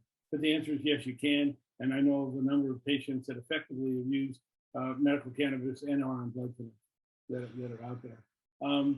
Alex, finding your sweet spot. This is a great Trulieve slide. You want to talk about this for a second? Yeah, without a doubt. You know, there's some common terms on the left there. You know, your medical regimen. Microdosing is, you know, just taking the smallest amount to get the medical benefit from it, which, you know, that's a huge aspect of THC dosing. You know, if you're looking to avoid euphoria, then you want to find the smallest dose that, you know, allows your product to be, you know, more full spectrum or more synergistic in terms of the other cannabinoids present, but not enough to really get the euphoria. And that's going to be a huge thing to look for, especially if you're a, you know, new patient that doesn't have any cannabis experience. Titration, that's one of those things, you know, just, you know, increasing your dose. The main dosing kind of mantra in this industry, just because it's so variable, like Marc's been saying, it's not a take 2 of these and call me in the morning, is gonna be start low and go slow. So start with, you know, CBD dominant products, and, you know, graduate to, you know, products with delta 8 THC or 1-to-1 ratio products, and then gradually incorporate more THC as you need it, just so you can avoid any likelihood of, you know, taking too much THC, being over medicated, or too euphoric. And a good way to do this. Also, listen to your body. Your body will tell you if it's working or not working. That's important. Without a doubt. And it's a little bit harder to be aware of that if, you know, you might be a little bit too euphoric or over medicated, right? And a good way to do this is by journaling. So our brochures actually have a handy spot in the back where you can journal your first, you know, 8 orders or, you know, experiences with your medication. And it's really important to point out, you know, your time of dosage, the amount that you took, you know, what was in your stomach when you medicated, what other medicines you took, you know, that day around the same time, the effects it had on your system, the amount of time it took to take effect, and the overall change compared with your last dosage. You know, these are all important things to track. And also, you know, compare these results and your journaling with our lab results. And that can tell you, you know, what specific cannabinoids or terpene profiles are going to be most beneficial for you, you know, once you identify the products that are most beneficial for your symptoms. So this is all kind of really important towards, finding your sweet spot sooner rather than later. Yeah, one of the things I'll point out is pay attention to whether you've eaten or not eaten.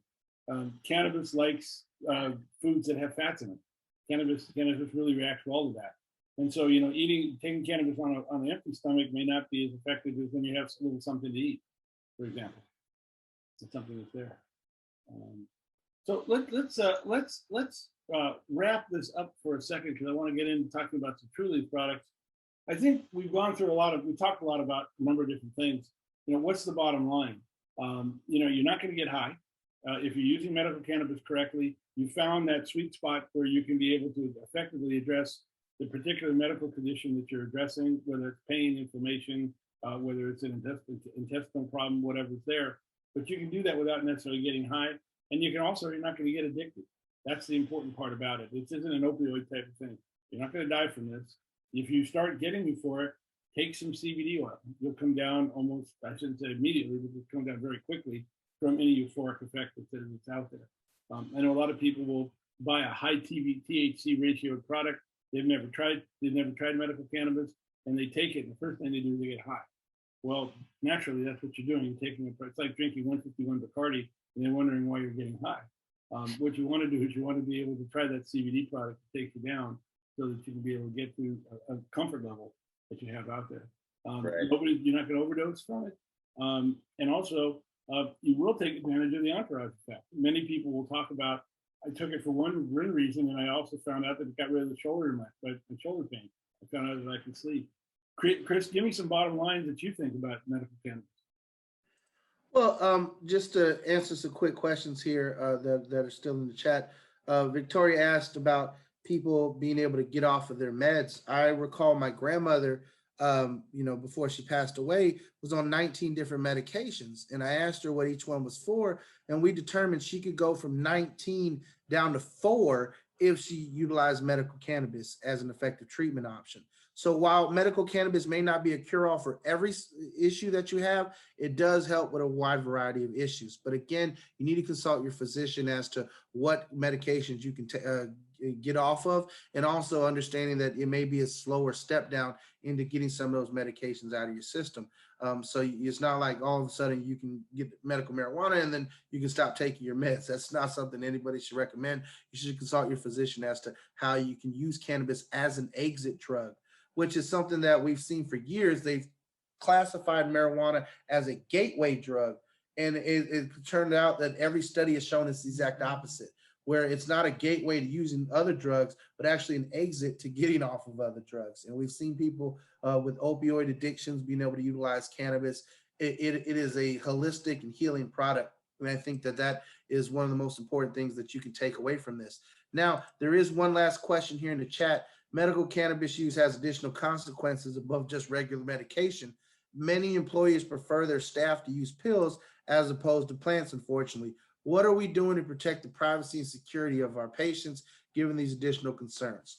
Well, understand, number one, that anything you say between you and your recommending physician is covered by patient-physician privilege, and that the medical marijuana patient database is HIPAA compliant, and that it is something that is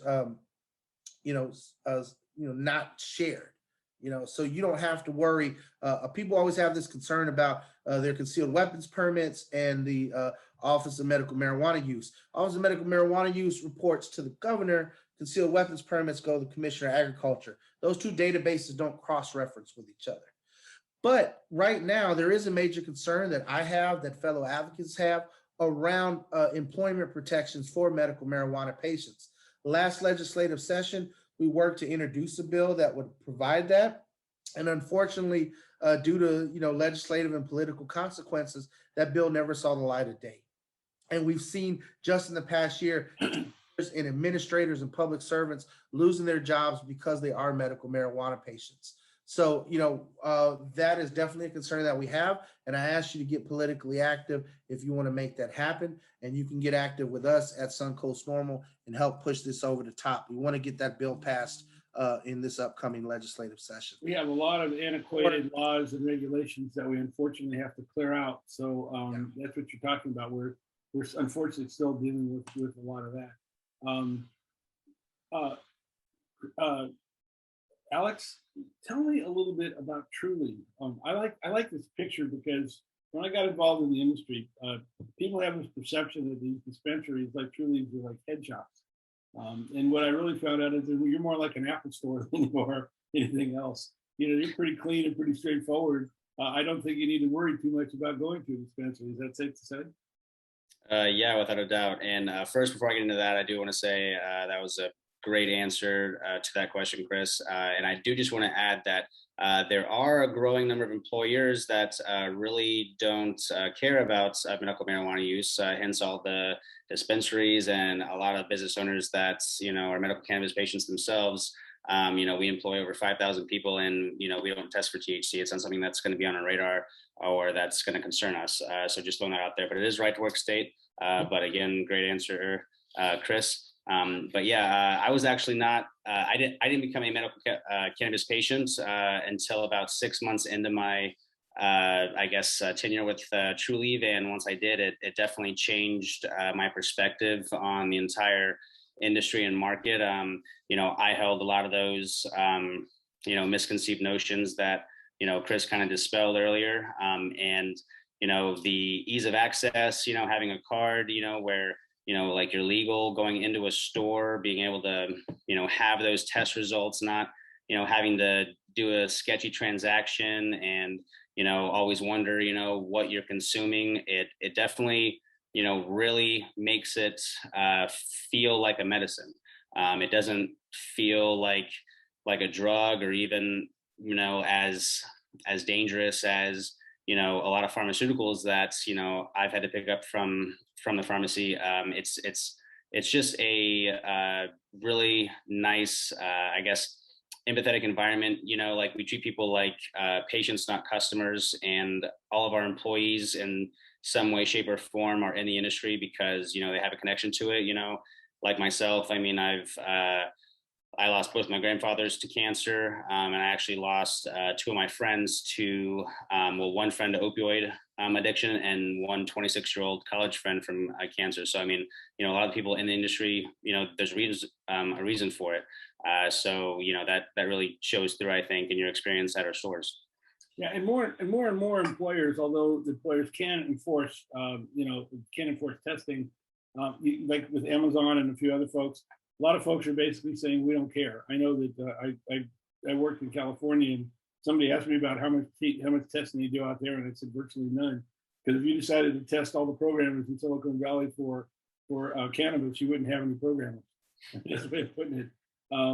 But I mean, people are beginning to realize this is a medicine, and people aren't necessarily high. They're not necessarily sleepy. They're not necessarily if you use medical cannabis correctly, you can actually enhance to help your job performance and work against you. So that's an excellent question, Chris. So Alex, talk to me about Trulieve. You got some cool technology like nanotechnology, right? Yeah. So this is actually a really important thing to bring up for those patients that have any, I guess, hesitations or maybe fears with vaping. So the true nanotechnology is in reference to nano emulsion technology, which essentially we use sonification or sound waves to make really tiny cannabis molecules so they absorb a lot more efficiently and a lot faster. So why this is important if maybe vaping isn't, you know, the first thing you want to try, is that these products absorb so fast that they can actually be a alternative to vaping as a breakthrough medicine. So if you take them sublingually, meaning allow them time to absorb under the tongue and in the capillaries of your mouth, that they can take effect, you can start to feel them within 15 minutes. So the bioavailability of True Nano products are over 90%, and you obviously need another figure to make that significant. And the typical bioavailability of, say, like regular edibles or tinctures is going to be somewhere between 10 and 30%. So a huge increase there, which obviously gives a testament to, it not being, the long-lasting medicine, but being a breakthrough medicine. It's near water soluble. We actually have some true nanotechnology products that are in a powder form, as well as gummy forms, and some lozenges as well that are like cough drops. You can see we have different ratios as well. And we carry them in different strains, and they're all very affordable. And just remember that if any of these products, you become a patient, you try them, they don't work, always come back to us, and we can exchange it for something that might work. And if we can't exchange it for the same type of product, we can just give you a store credit to apply on a different product that, again, hopefully will get you some relief. I think that's really important. Your exchange policy is, I think, one of the real benefits of using Trulieve. Being able to bring the product back if it doesn't work. You're not burning a hole in your pocket when you buy a product. You'll be able to buy a product from Trulieve that works for you and try a few things. Exactly. It can be, somewhat, I guess, scary, after you see the doctor and then you pay your state fee, and then you have to, buy your first, order of medicine, and it doesn't necessarily work exactly how you hoped. Now you got to go back, and spend more money. But truly, we will take it back, no questions asked, and try to find you something that will work. Just so it's not costing you an arm and a leg to, find something that works just because we haven't done the research to kind of be that far along already. Right. And you've got a number of different options that are out here. I know that there was a question earlier about Laughing Buddha. I'm a huge fan of your Laughing Buddha Tripod. That 1-to-1-to-1 for pain management, in my mind, is the best pain management product in the cannabis space, period. I used it after my knee surgery for post-surgical pain relief. And I was completely off opioids, completely off any pain medication. I just used basically some tincture drops and some Laughing Buddha. At that time, you called it 1-to-1-to-1, so you had a different name on it. But it's an effective product. And I think one of the questions was that one of the dispensaries are out of it. And it doesn't surprise me because it's such a popular product. It is. And it's one of my favorites as well. And I actually reached out to that patient and gave them my email address to reach out so we could try to have a consultant, kind of make sure that they were able to find some, just because it is so beneficial. And this is a product that, I do want to point out to everyone that, is impossible to find over the counter because, it is a third, THC, and not Delta 8 THC, but regular THC. So the products over the counter, they're not going to have lab results most likely. They're going to be just as expensive, and they're probably not going to run the sales like we do. So they're probably going to end up being more expensive and not as transparent. And like Marc said, they work fantastic. I mean, especially if you don't have, the intense, Snoop Dogg, Woody Nelson type of cannabis background, a product that has some Delta 8 in it that can be a THC alternative with also enough THC to help with the pain relief, but, not be overwhelming. It's, it can be a huge factor. And we're the only dispensary that carries this ratio as well. And I'm kind of surprised that no one else has hopped on board. But, beyond that, we do have a litany of other ratios. And like I mentioned earlier, even THC and CBN ratios, that THC alternative, as well as CBD and CBN alternatives. Sure. And I really like your 1-to-1 pink lemonade as far as a vape in your pods. And, again, you have your different gels. I want to point out this little picture down here. You might wonder, why are some of these things all clear when you have strawberries in the background? State of Florida makes you produce a edible, so they all look the same. Is that right? That is correct. That is one of the state mandated guidelines for us being able to produce the edibles, is that they have to all be the same size, shape, logo printed on them. So, it can mess with your mind a little bit if you're used to, the flavors being kind of color coded, because these will all be the same. But they do taste delicious. I mean, and actually our one of our chocolate bars is one of the best chocolates I've ever had, aside from any THC or medicinal benefits. So, again, these things are made in the laboratory, and it's not just for the medicinal benefits, it's also for the flavor.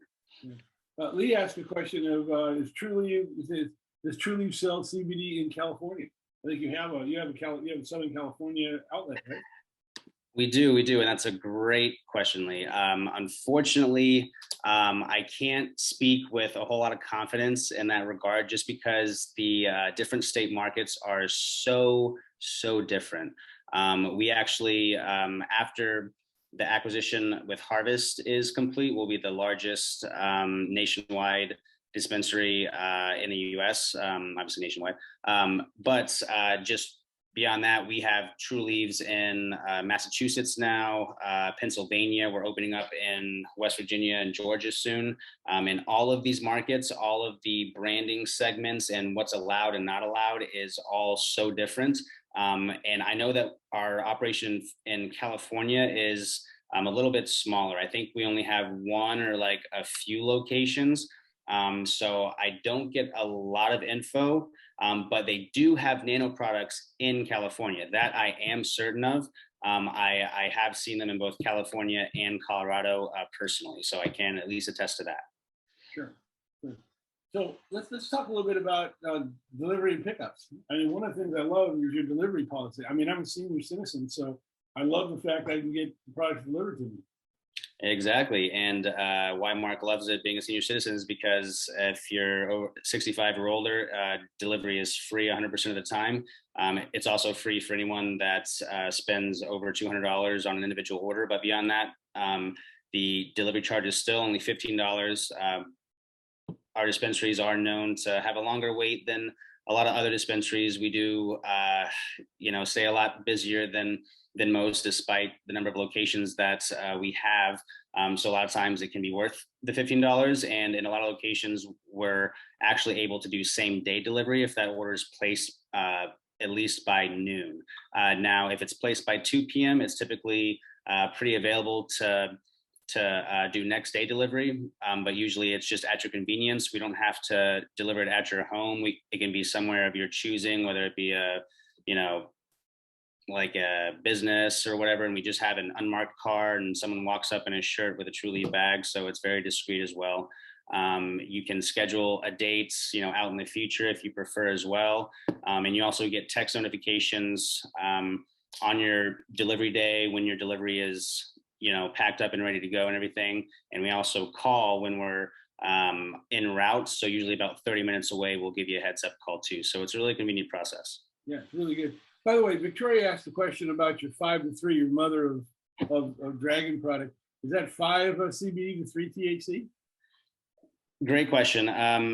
So if I don't have this backwards, which I have been getting more and more dyslexic as time goes on, I believe that the CBD is always typically going to be the first number in a ratio product, and the THC is going to be the second. Okay, so if a 5 to 3 should be 5 parts CBD and 3 parts THC, as long as I'm not completely reversing it. So I think you've got that one right.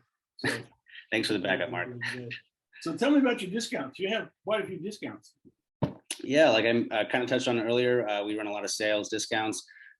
So one that's really important is that you'll see on the right-hand photo, left column, second one down, we have an ID card renewal discount of 75 off 150. Now, this discount is in place to offset the $75 state fee that patients annually have to pay to keep their card active. Mine's actually expired right now because I didn't pay mine soon enough. So don't let that happen, guys. But we also have lots of other discounts as well. We mentioned the free deliveries. Veterans can enjoy 20% off every order every day. You get a 25% off one-time birthday discounts during your birthday month every year. If you are a SNAP card holder or food stamp beneficiary, you can get 10% off every order. And Senior Sundays, anyone over 55 gets an extra 10% off. And we also do daily deals and promotions, and it's always verbally spelled out, whether these are stackable with our loyalty program, which earns you a point for every dollar that you spend. And once you get 500 Trulieve points, you can throw an extra 10% off your order if it's stackable.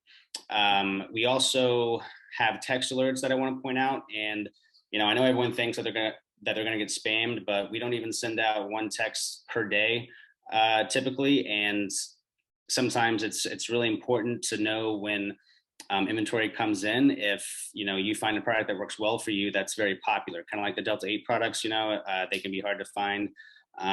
It's important to be signed up for the text alerts. So if those are coming back in, hopefully you'll see it when we have the text alert for the refreshed inventory. Sure. And that really, really helps. So, Alex, thank you very much. Chris had to drop off because he's going to be picking up his wife. But I want to kind of wrap this webinar up, get your final comments. I just want to say medical cannabis is something that can help a lot of people. It's something that has been demonized, and that what we're trying to do with these webinars is to really provide facts, not necessarily get away from the fiction. But I think really what we're talking about is balanced living. There's no magic wand, there's no fairy dust that's out there. Having good dietary habits, having the right lifestyle, using meditation, mindfulness, self-care really helps be able to go with medical cannabis, helps you quite a bit. This will help to be able to put the whole thing together. But I really want to stress that this is really something that helps you with a healthy lifestyle. Alex, do you have any final remarks you want to make?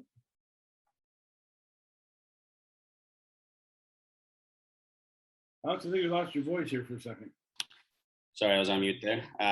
Yeah, definitely agree with everything that you're saying, but I do have a couple, final remarks that I love throwing out there. So, I have ran into a number of physicians that hold the regard that there's no such thing as recreational cannabis or any drug for that matter, that anyone that's, using a substance, even if it's just binge eating or binge watching, Netflix TV shows, they are self-medicating for something. And, beyond that, we put the patients first, and, we're doing everything that we can to make sure that, one piece of this balanced living puzzle can be brought to you in a, natural, transparent form, to where you don't need to take, 19 medications a day, like Chris referenced his grandmother, right? You can only need to take 4. I could fill, I feel like a stadium at this point, just doing this for as long as I have, with the amount of people that I've run into that, not only their lives were significantly improved from cannabis, but, it saved their lives. Even one of the, founders of Trulieve and one of our lead scientists in the beginning, he kind of became a founder because his wife was kind of diagnosed with a, terminal cancer diagnosis, and they eventually found medical cannabis, and it saved her, and it wound up to where he helped start Trulieve. And, that's kind of the case with so many people, doctors, patients that I've run into across the state, and this has only been going on for 5 years. So, it definitely, I feel like it has a benefit for everyone, and, it's worth looking into, and I feel like everyone would be remiss not to. Yeah. That's a good point. A lot of people I've run into in this industry got involved in it because they have somebody who had that. We have a website called I Got My Life Back, igmld.com, which we're going to start in a couple of weeks, taking testimonials, because we have so many people that want to tell their story about what it's done for them in a positive manner. So I'll be referencing that in the future. And I do also want to point out, we mentioned earlier the My Botanical Wellness site, that's mybotanicalwellness.com, which has vetted CBD products. Trulieve has a great series of products. A lot of them have THC in there. If you're looking for just CBD products, this is what this is being provided for. There's a kind of a melange. They work one and one together. I have, again, I keep a CBD product with me in my medicine cabinet in case the euphoric effect is out there, or either for myself, my wife, or friends that's there. But it's something that I do want to point out, and I really want to really push and have people understand there are professionals in this particular space that provide products like Trulieve. And I think it's important that you be able to get to know them and be able to see the products that they put out the door. But I'd like to thank everybody for attending. I know it's been a longer webinar than I thought it would be. We had some great questions, and you'll be getting a follow-up that has an email that has, again, a copy of the place where you can find the video, place that has the slides, and then also has the references. Alex, you have something you want to say?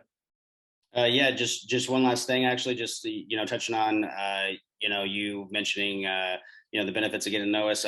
We actually do offer virtual consultations on our website as well. So if you guys, even if you're not patients yet, if you do have questions that might be well suited for a Trulieve consultant that's experienced and knowledgeable in the program, maybe you're not sure if you want to go talk to a doctor yet, then feel free to schedule a virtual consultation.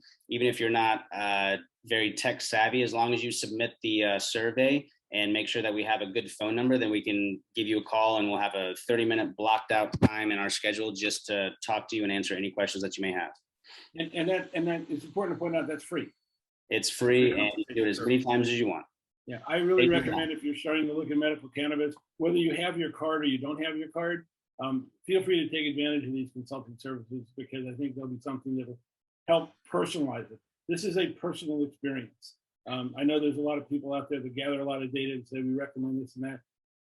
This is something that has to be personalized to you. It's personalized medicine. So the more you can talk to somebody and get information about what helps you, the better off you're going to be. So, Alex, I want to thank you very much for joining me and helping. I'm going to thank Chris, who had to unfortunately step off for a minute, for joining me.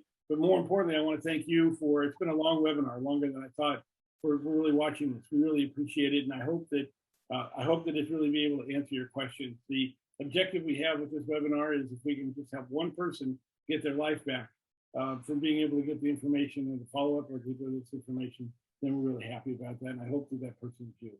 So thank you very much for attending. We have 2 more webinars coming up in 2 weeks. On August 18th, we'll be talking about pain management. Alex will be joining us for that. Then also stress and anxiety on September 1st. So thank you for joining us. Please join us in the future, and have a good weekend. Enjoy your holiday. Thank you.